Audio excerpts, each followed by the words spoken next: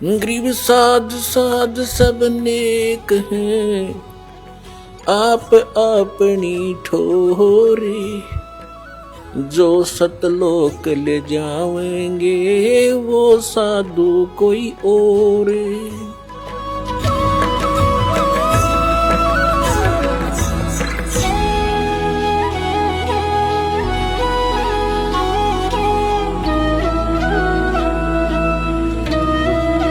जैसे प्रसंग चल रहा था कि सबको मालूम है, ये तो सभी मानते हैं कि भाई बुरे का फल बुरा ही होता है, लेकिन डर निकल गया हमारा। डर कब निकलता? जब हमें ज्ञान नहीं रहता। अब हम अपनी मर्जी से, अपने व्यवस्था से भगवान के विधान को त्याग कर स्वयं अपने कर्म के लेख को चेंज करना चाहें, कभी नहीं हो सकता।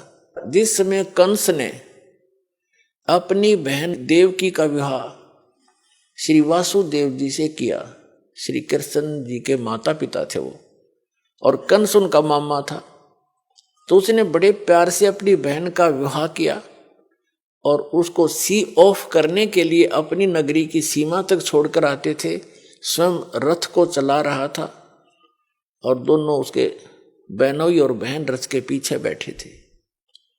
रास्ते में आकाशवाणी होगी कि तेरे मारने वाला कंस तेरी बहन की कोख से पैदा होगा, उसका 8वां पुत्र तेरी मृत्यु का कारण बनेगा। अब देख अकल की कमी है।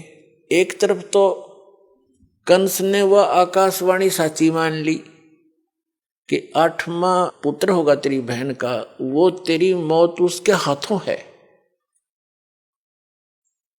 ये तो अटल मान ली उसने सच्ची होगी। फिर जो सच्ची मानी तो उसने फिर उसको बदलने के तरीके अपनी सोच से अपनाए, अज्ञानियों की सलाह से, वहीं से रथ को वापस मोड़ लाया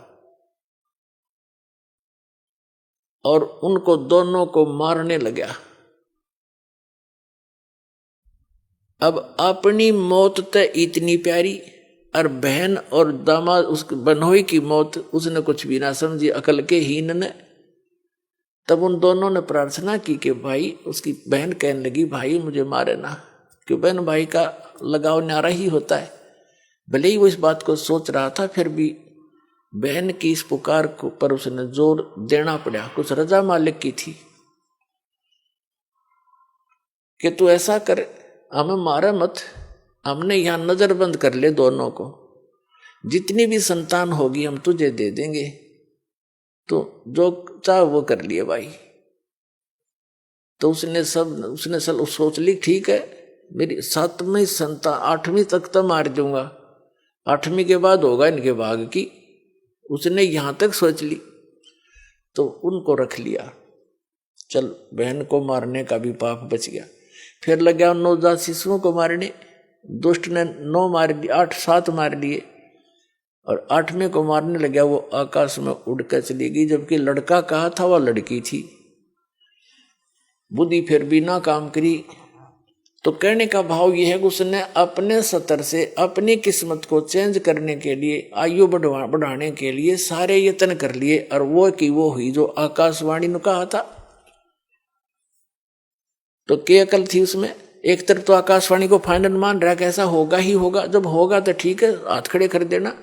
अगर मैं दुष्ट हूं, मुझे शायद मैंने भी कभी उस बच्चे को मारा होगा, आज अपना बदला ले लेगा, 8वीं संतान कौन सी आज हो जाएगी, तो इस करके जी लेना चाहिए था। और वो मर्या भी और पाप और इकट्ठे कर लिए। जब उसको ये पता चला ना कि आकाशवाणी फेर होगी, काल के तो ये काम है, पाप का घड़ा भरुआ है वो। जब श्री कृष्ण जी का जन्म हुआ जेल में, और उसे लेकर उसका पिता दूसरे स्थान पर अपने मित्र के यहाँ छोड़ आया, वहां से नवजात उत्पन्न लड़की को वापस लाकर वहां रख दिया। तब आकाशवाणी हुई कि तेरे मारने वाला पैदा हो चुका है, लेकिन जेल से बाहर। अब उसने सोचा भी आस पास के नगर के जितने भी उसके राज्य में नवजात शिशु थे,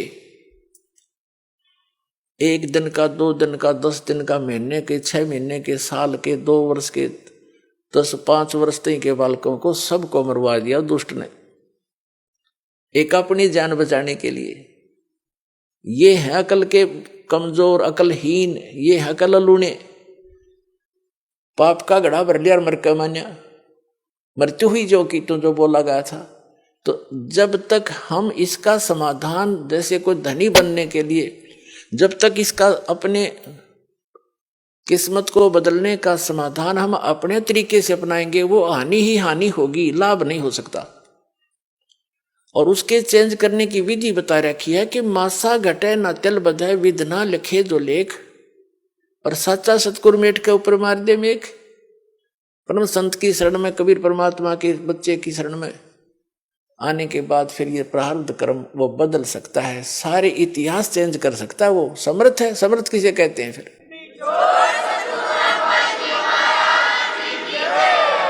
अपने आत्मा परमेश्वर हमें याद दिलाते हैं कि तुम यहां के वासी नहीं हो,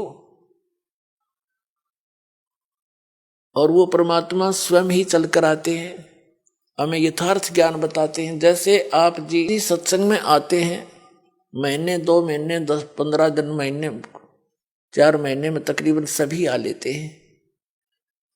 तो अन्य व्यक्ति तो ये सोचते हैं कि ये कितना हानि करते हैं, किराया लगता है, काम छोड़कर जाते हैं।